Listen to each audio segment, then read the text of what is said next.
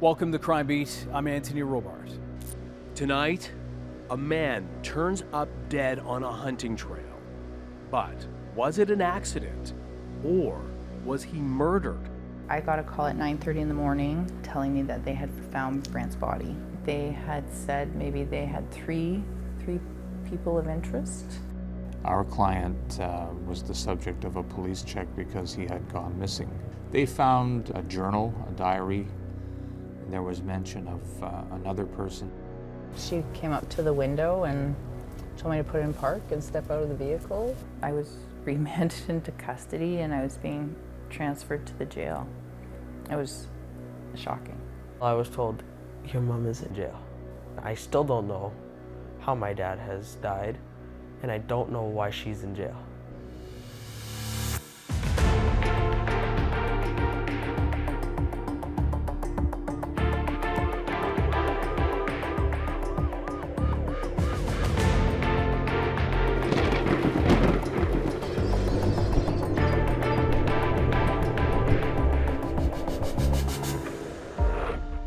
Here now is Karen Lieberman with The Wrongful Confession.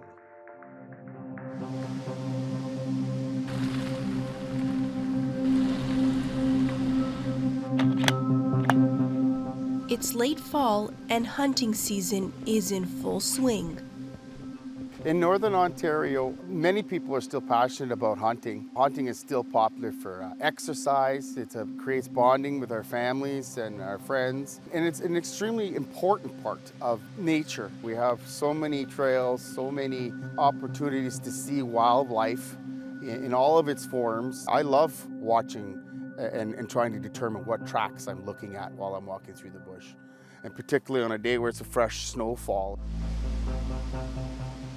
Everyone I know that's a hunter is extremely cautious. There is no sorries. My first, second, and third priority is safety. The more you love the person you're going with, the more cautious you are. You have to look at all the worst possibilities and plan for that and go above and beyond to ensure that nothing can go wrong. If you can't take that shot 100% and know what's behind it, beside it, you don't take it, period. But the worst did happen one cold October day when a local hunter's body was found on a nearby trail. It was an early morning hunt. They were, I think, in search of some moose. It's in a like a forested area near Temiskaming. It's on the Wikwemakwong unceded reserve. As much as we can piece together, they go to a area that's hard to get to. They drive their pickup trucks into this area, which is normally not accessible by vehicle. You'd normally take an ATV in.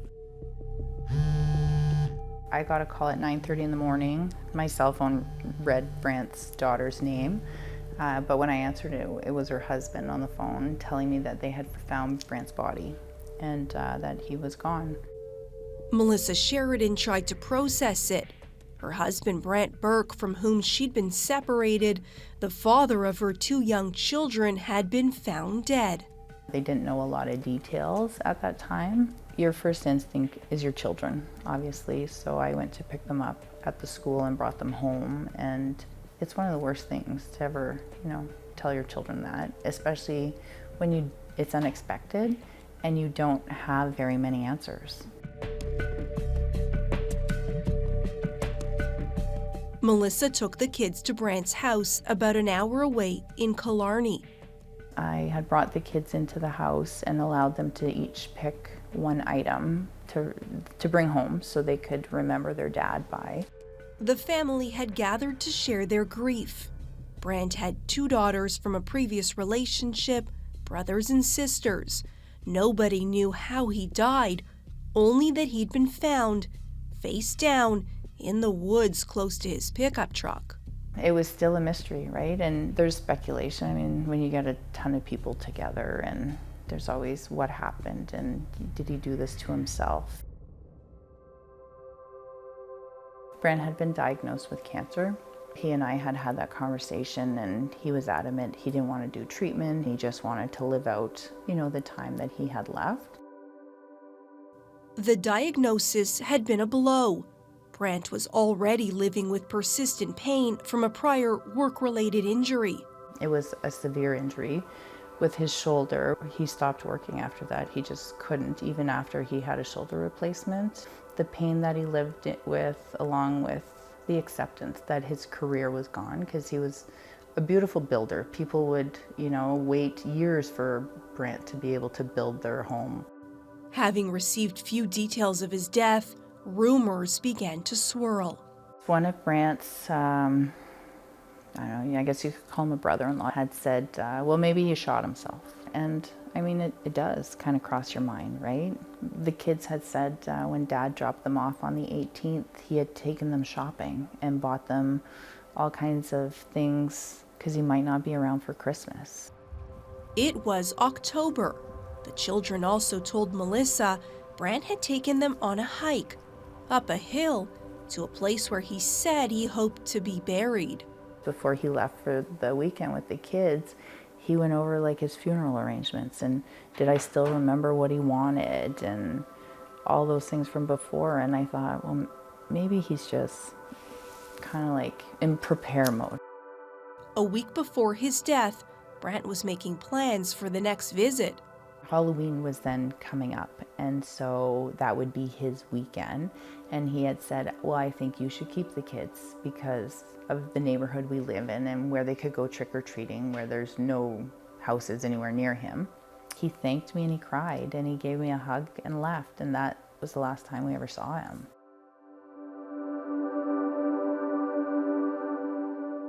So my dad is gone. I don't know in any way how this has happened. I just know that I don't have a dad anymore. My first thought was, how? Why? It's hard to lose one of your parents in general, but losing someone that you've done nothing but grow up and want to do everything with, there's just nothing else worse.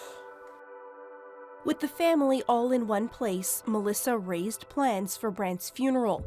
Melissa says she got an unexpected reaction from his brother, Kerry.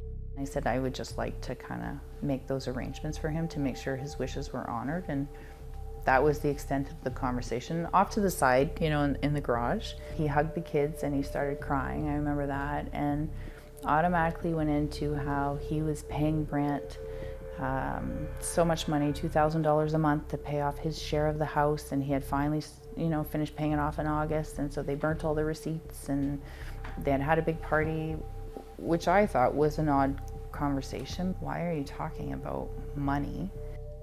The next day, in Sudbury, a police detective visited Melissa at her home. Through our interview, that's where they learned, like, Brant and I were still married. The whole family at that point had told them we were divorced, and we weren't. And I just helped them. Like, where's his bank account? Where's his doctors? All of that information that they wouldn't normally know. She also agreed to go to the Ontario Provincial Police Station to answer additional questions. When we were waiting in the lobby before they called us in, Brant's sister then told me, I think there's something you should know. They mentioned a gunshot, and that was the first time I'd ever heard that he had been shot. The cause of his death was a gunshot, not from his gun. Brant had been shot twice in the back at close range and left there for days. I knew the places he took our son, but to go deep in the bush down a trail like that, I would never see him down there in the first place. Not long after, Melissa says she had another strange conversation with Kerry. He was asking me, what did the police tell me? And I said, well, I don't know much. And he was pointing to this map and, what area was he in? And I said, I have no idea. They didn't say. They just said close proximity to water. I'm not familiar with this trail. And when Kerry said, yeah, I don't know this trail, I don't know the area, it kind of made me question, because He had been quadding there this past summer, and my son had said he had gotten stuck, and Brant refused to go and get him because he didn't want to put his truck down that road. I had spoken with one of Brant's friends also who had a suspicion, and you know, when I asked them if they were interested in being a pallbearer at his funeral, they had said, like, my gut tells me that Carrie had something to do with this. Coming up after the break, police look to question Carrie. Is he a victim like his brother or a suspect in his murder?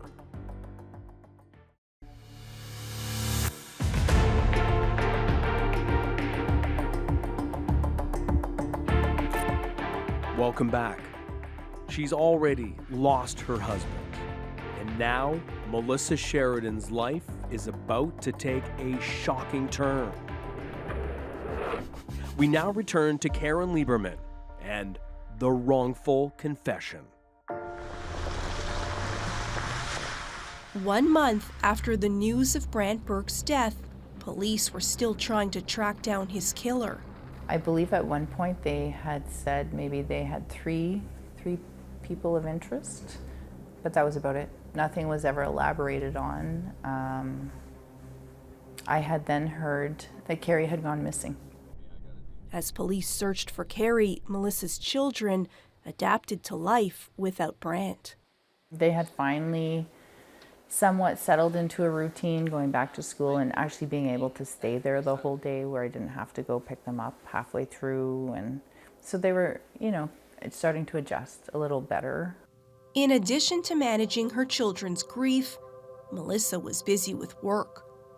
A successful kids' park and playground designer, in 2017 she'd made Northern Ontario Business's list of top 40 under 40. She was also constantly recognized for her contributions to the greater Sudbury community. Then, one morning in November after Brant's murder, her life took a turn.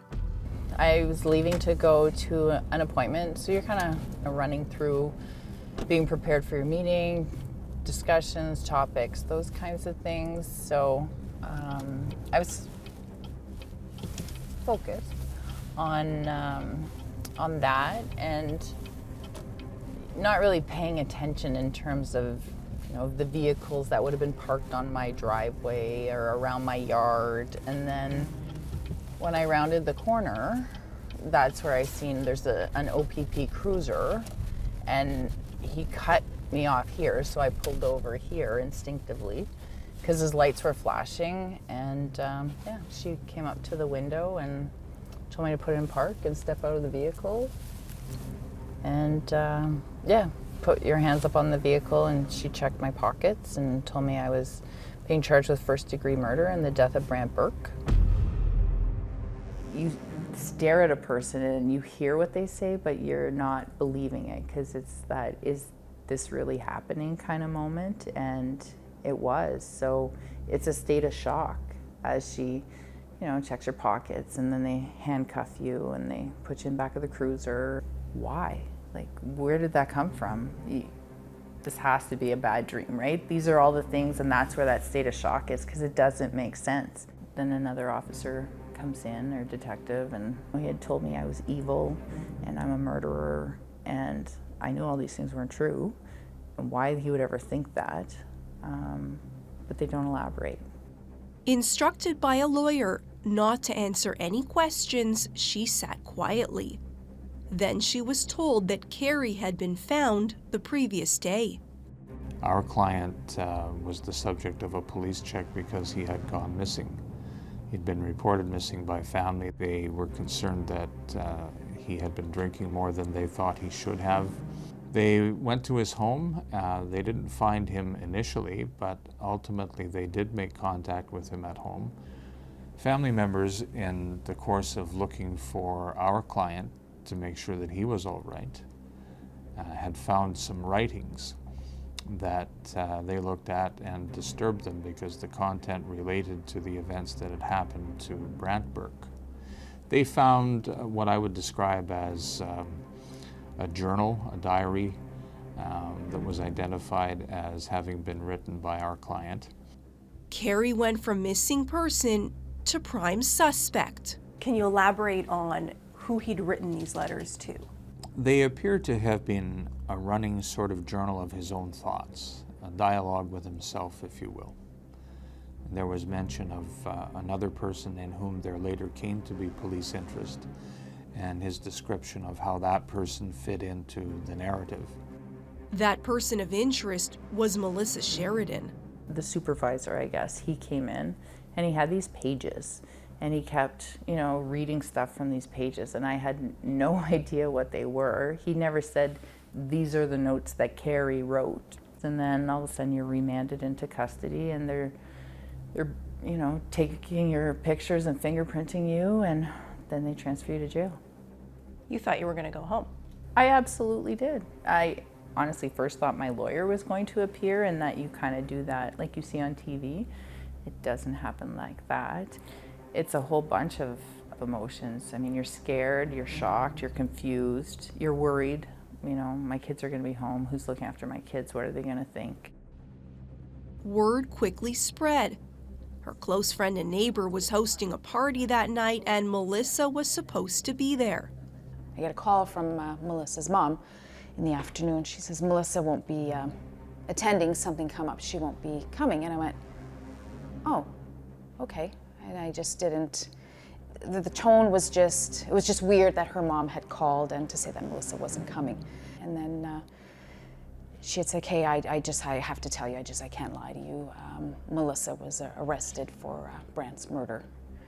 And I was, like, my jaw dropped and speechless. I didn't know what to say. I was like, no, they've got the wrong person. This isn't right. I can't believe this is happening. At the same time Melissa was sitting in jail trying to put the pieces of this puzzle together, she's told that Carrie has been arrested and that he claims the two of them had been carrying on a sexual relationship leading up to Brant's murder. I was shocked, but I just said, that's the most repulsive thing I've ever heard. And well, why would you think that? After the break, what Carrie tells police about Melissa's role in Brant's murder.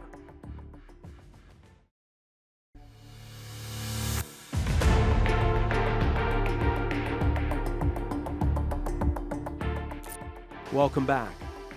While Melissa's family grapples with her being behind bars, police question Carrie about what really happened. We now return to Karen Lieberman and the wrongful confession. I remember getting off the bus coming home from school, and something that never really happens, my aunt is parked right there. We were on the couch, and my aunt had told me she was on a business trip. It didn't seem out of the ordinary. It said Ontario government calling. So my grandma picked it up. What do I hear? My mom's voice. I was told, your mom is in jail. And that's when I was like, oh, not good. Because, of course, again, I still don't know how my dad has died, and I don't know why she's in jail. Melissa was still trying to understand it herself. All she knew was that it had to do with Carrie.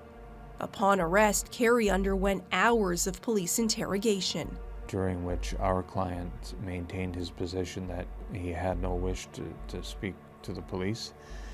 He didn't want to answer their questions. He had been given advice by a lawyer, and Mr. Burke maintained that position quite steadfastly. And the police, of course, are equally steadfast in their attempt to put the pieces together. The objective for them is to have our client provide the pieces that they don't have. They use something called the read technique. The first aspect of the read technique I saw was what's called direct positive confrontation. Direct positive confrontation is, I have absolutely no doubt in my mind that you did it. That's a fait accompli. We've passed that. We've established that. Now the issue is, why did you do it? And you seem to me to be a decent person. In that interrogation, he's referred to as Care Bear, the builder of houses, a nice guy, right? And then they contrast that characterization with the act. There's absolutely no doubt in my mind you wouldn't have done this but for the involvement of someone else is essentially how they put it, right? So tell us that. Because if you don't tell us that, we're left with no other conclusion but you're a hard-hearted, stone-cold criminal. Over the course of Carey's interrogation, he maintains he's been drinking, and then he repeats. I don't want to speak to you anymore. I don't want to answer any questions. I want to speak to the lawyer again. And ultimately, the police realized that that wasn't effective, so they took another strategic break and they went out and they got the letters. They got the journal. When they return, a detective reads from the letters to Carey. She's guilty to kill and she's getting away with this. I'm so sorry for doing all this stupid stuff, but I got greedy thanks to Melissa. And I met her, she asked me to do her bidding. I fell for it. Stupid. I never told anybody, but I should have. We would both be here today and she would be gone away. Of course, it's instantly recognizable to him.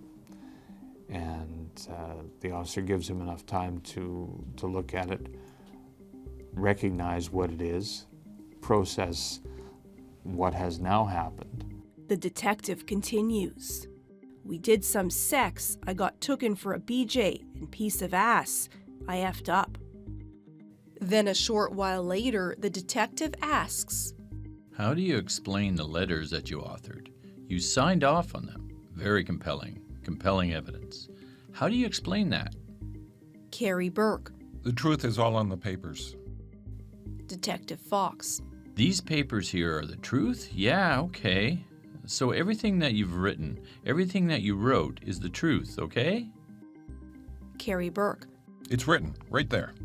Supreme Court of Canada has said that most people won't confess of their own volition, that police must therefore use some techniques of persuasion, inducement, and it's permissible for them to do so.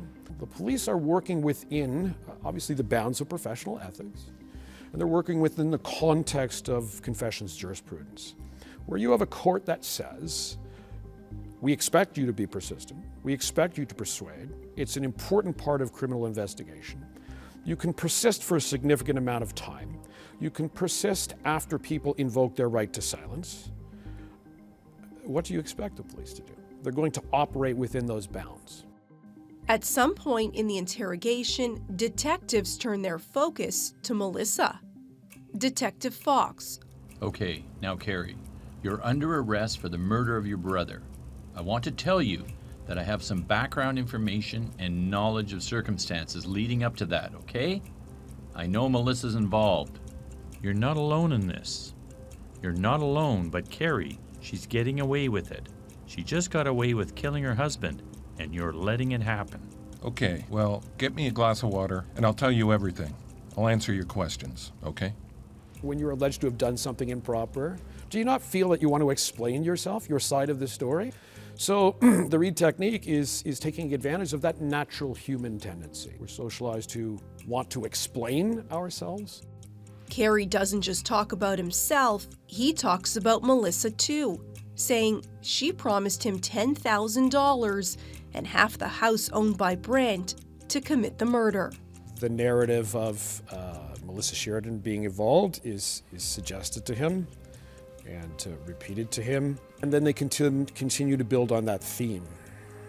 And then he eventually accepts it. One of the problematic aspects of the Reid technique, generally speaking, is that if you're dealing with a person who is vulnerable or compliant, that they may accept a narrative. In his narrative, Carey describes where the murder weapon came from. Carey Burke. I can say that it was mid-June when Melissa contacted me. Detective Marcoux. Okay. Carey Burke. I wish I had my flip phone because her message is on there that she wanted to talk to me about Brant's antics. Okay. That was, I know it was June. Okay. And then I don't know how long after that it was that she gave me a gun. She gave you a gun? Okay. Do you remember what kind of gun? It was a rifle. It's a 30-06. Okay, and why did she give you a gun? To help me with Brant. Okay, and what was her exact words? She didn't even say anything. Okay. She didn't. She just asked me to get rid of the problem. Later, to a police supervisor, Carrie elaborates. Well, she pulled up and said, she never said, I want to get rid of Brant. I want to do something about Brant. Okay. And I'll supply the gun. Okay. She said, you still go to A&W for breakfast? I said, yes. I go almost every second Friday. I go there. And she said, I'll meet you there. But she never came in the building. She just put the gun in the back of my truck. Between the letters and persistent police questioning, Carrie finally folds. And the officer just looks at him and said, everything that's in there is true, Carrie, isn't it? And of course, faced with that, after I don't know how many hours of interrogation, that's the tipping point. And out comes the confession. Carrie Burke. We went down that road. Detective Marcoux. Okay. And for a hunt, and I seen an opportunity, and I took it. Okay, and how did you shoot him? What do you mean? Well, how were you positioned when you shot him? I was behind him. He was on the trail ahead of me. Okay. And did you shoot at an angle? Did you aim? How did you make that happen? I just pulled the trigger. And did he die immediately? Well, he fell over and got back up, and then I shot him again. Oh, you did, eh? Yeah, I shot him twice. Facing conviction for first-degree murder, Carrie's lawyer claims his writings show that there was a time when he wasn't sure he could go through with the alleged plan. I did some thinking and I couldn't do it and let her know, and she asked me to keep my mouth shut about it. I agreed. Then shit happened and I pulled it off. This would provide the foundation on which we would argue that the intent for first-degree murder, whilst it may have been there at one point, was not there when what we call the actus reus, or the actual act, when that came together. So the Crown and we turned our discussions to whether there was a universe in which some compromise could be found.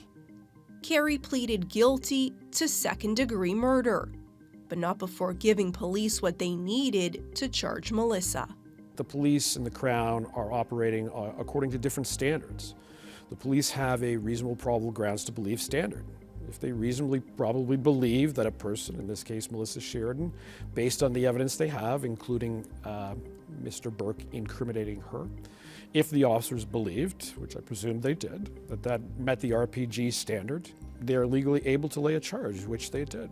I was remanded into custody and I was being transferred to the jail. It was shocking. I did ask the one favor before they transferred me to jail was to let me call my mom. And so they did. And yeah.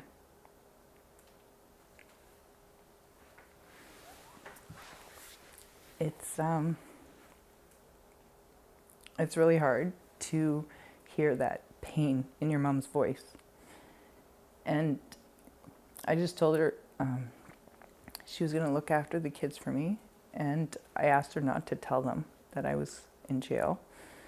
And I told her that I didn't do this and that I loved her.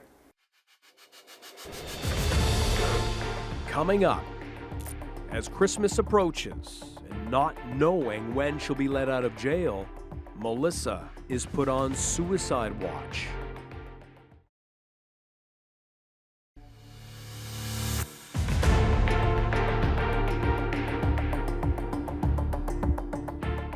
Welcome back. Having lost their father, Melissa's children are now left wondering why their mother is in jail and when they'll be able to see her again. We now return to Karen Lieberman with the wrongful confession.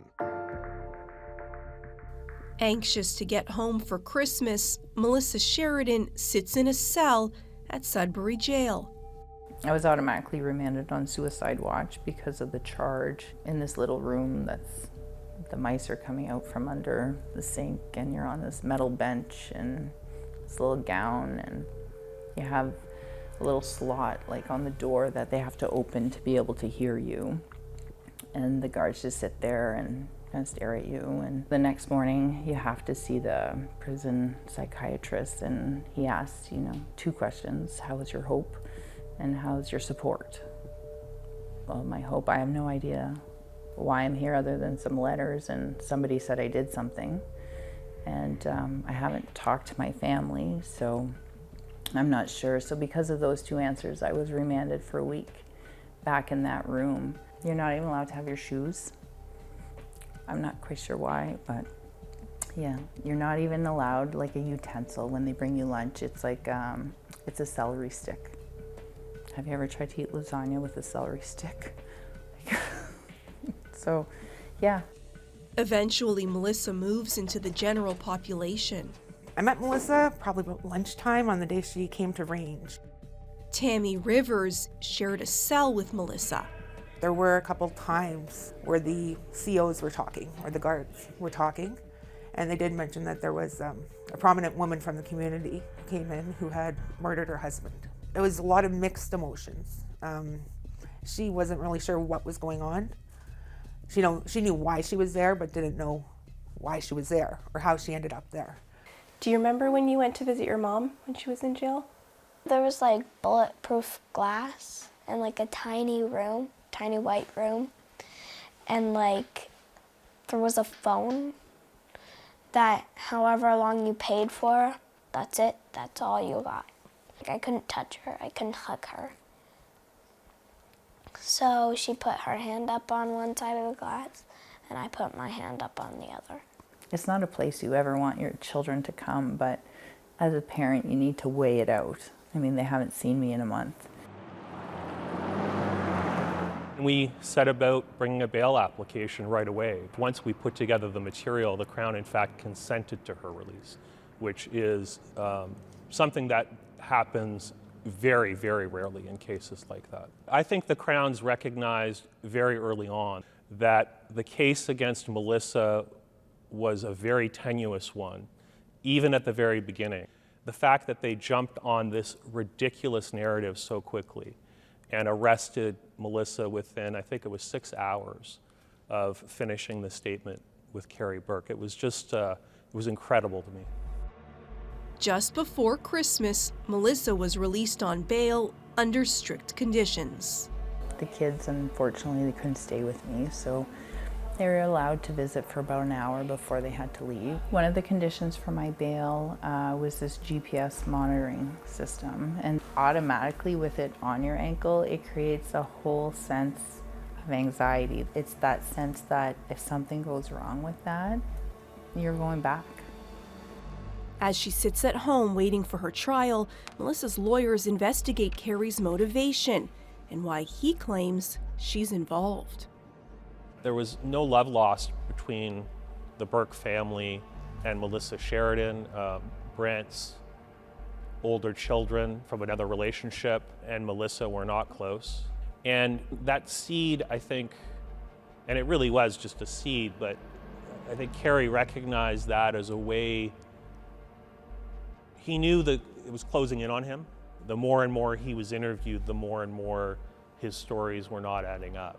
They spent the next 9 to 15 months trying to build a case against her with a real tunnel vision approach. They got search warrants, they got infotainment data, they got cell phone data. They tried to search and find anything they could in Melissa's home, and it came up predictably empty. I knew it had to do something with a gun, only because my mom had said the day I was arrested, they came with a search warrant, and they searched the house and whatnot, and they were looking for the gun. And they also had a search warrant for my truck, which they swabbed for gunshot residue. Did you have a gun? I've never had a gun. I'm not a gun person. Carrie claimed that out of nowhere, having had no contact with Melissa for almost a decade, that she reached out to him by telephone and asked to meet with him. And they met at a park, and there she brings up the idea that she's going to hire him to kill his brother. The story itself made no sense. He claimed thereafter that he was promised $10,000 to carry out the murder, and also promised half of the house that Brent owned. 7 months after the murder, a police underwater search and rescue team located a .30-06 bolt-action rifle. They were able to say after forensic examination that the ballistics were such that they couldn't exclude that weapon as being the one used to fire the 2 shots that killed Brant Burke. There was only a tenuous connection between that weapon and our client. Carey claimed that he'd returned the murder weapon to Melissa, but the gun was found in a river between the hunting grounds and Sudbury. It's obvious what he did. He went down this road that exits onto Highway 69 to go north to Sudbury, and on the way, in an area that he knew well, particularly deep part of the river, he disposed of the firearm that he used to kill his brother, and also threw the shell casings out the window. He pled guilty to an agreed statement of facts that was a complete set of lies. You were facing life in prison. I was. Coming up after the break, Melissa's case heads to court with a surprising twist.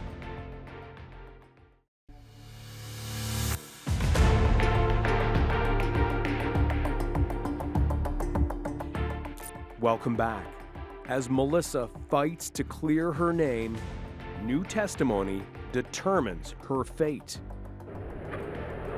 We now return to Karen Lieberman with a conclusion of the wrongful confession. Having spent 20 months as an accused killer, Melissa's preliminary inquiry finally began in July 2022. It would not be uncommon in a first-degree murder case to have a preliminary inquiry that would last weeks, where you hear all of the alleged evidence. Of course, there was no evidence to hear in this case. We asked that we just hear from one person. We just wanted to hear from Carey Burke.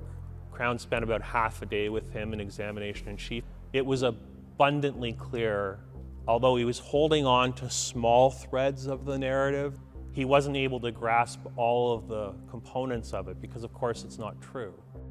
That becomes clearer in Michael Lacey's cross-examination. You remember that clearly the day the gun showed up in the back of your truck after you had breakfast, went to the Walmart and saw it among the groceries at the back. You clearly remember that you went into a restaurant, A&W, sat down and had your breakfast. Is that right? Yes. There's no doubt in your mind about that. No. Then Lacey points out, as it turned out, restaurants were actually closed because of COVID-19 protocols at the time. No, they weren't. And you couldn't eat inside the restaurants. No, they weren't. Well, that would put a lie to what you're saying, wouldn't it? The Crown could no longer bear to hear the lie being narrated anymore, and they sought leave of the court to withdraw the charge. When you look at the amount of time that I've been living like this, it only took an hour. It's unnerving, right? It's frustrating, it's aggravating and upsetting. When you're falsely accused to begin with, and when you've been maligned in the media, and you had to wait as long as she did with that cloud hanging over her head, she wasn't grateful. She wasn't excited. She wasn't happy. It should have happened a long time ago. She never should have been charged to begin with. This case strikes me as what I would call a near-miss wrongful conviction. So a lot of the things that went on before the charges are things that we see in cases of people who are wrongfully convicted and often serve years in prison before they are freed. In this case, fortunately, it was corrected before it got to a conviction. Now, obviously, you don't have to prove guilt beyond a reasonable doubt to charge a person, but there's supposed to be evidence. You know, another element here is there's reliance on the accused, Mr. Burke's statements. And of course, the law has long recognized that even people that are thought to be accomplices will often finger each other and may not be reliable witnesses. In the town of Sudbury, where people were quick to believe she was a murderer and openly shared those views on social media, Melissa says she still carries the stigma. There will always be people, particularly given the social media frenzy, who will always look at her and suggest to her that she was somehow involved in this. People who you thought were your friends, you see a totally different side of them when you're faced with a charge, an allegation. But it also brought out who your true friends are. There's 5 of us that have this tattoo, and they're the ones that stuck by her through everything. So the feather is truth and freedom, the burrs are new beginning, and the circle of friends is the journey that binds us. As for Kerry Burke, in July 2022, he learned his fate for murdering his brother. He was sentenced after pleading guilty to second-degree murder to life in prison, which is the mandatory sentence, and the parole ineligibility period fixed by the judge was 15 years. Given his Indigenous roots, a Gladue report was prepared. The Supreme Court of Canada decided a case a number of years ago called Regina versus Gladue that highlighted in an important way the systemic disadvantages that Indigenous communities have in Canada, the overrepresentation of Indigenous offenders in the Canadian prison systems and in jails. And one of the things that the court wanted trial courts to do better was to take a more informed view of sentencing when it came to Indigenous offenders. One of the most telling things about the content of the Gladue report in this case was that Kerry does not continue to advance the false narrative that Melissa put him up to this and made him do it, or was in any way implicated in it. I suspect in a moment of honest reflection, when he was speaking to the author of the Gladue report, he came clean that he alone did this, that it happened in circumstances where he had been on a 2-week alcohol bender, and he had suffered some significant family tragedy, and that's what caused him to do the inexplicable. That's one of the biggest struggles that my son has, is why? Why did he do this? And unfortunately, I don't think we'll ever know. And that's something that we just need to come to terms with and try to move on. And think of Brant for the great person that he was, the caring and giving and, you know, always make you laugh, and that joking kind of sense of humor that he had, and just hold on to that. He was always there to help you. If anyone wanted something done, help, you name it, he'd be there for you. One time we saw a turtle on the road. He put it in the back of his car, and then we got it off the road. It's all the things I used to do with him. With all the times we had spent out on the lake or tubing or just having fun. Because can't get that back. You always want to take both of your parents and just love them forever, because you don't know when the last time you're going to see them is going to be. 2 months after the charges against her were dropped, Melissa Sheridan filed an $8 million lawsuit against police for reckless conduct and her wrongful arrest. So far, the Ontario Provincial Police have not responded. and as a result, the allegations remain unproven. I'm Anthony Robart. Thank you for joining us tonight on Crime Beat. Want more episodes of Crime Beat? Listen to the Crime Beat podcast now for free on Apple Podcasts, Spotify, or wherever you find your favorite podcast. And for past episodes of Crime Beat, go to the Global TV app, visit globaltv.com, or check out our Crime Beat YouTube page.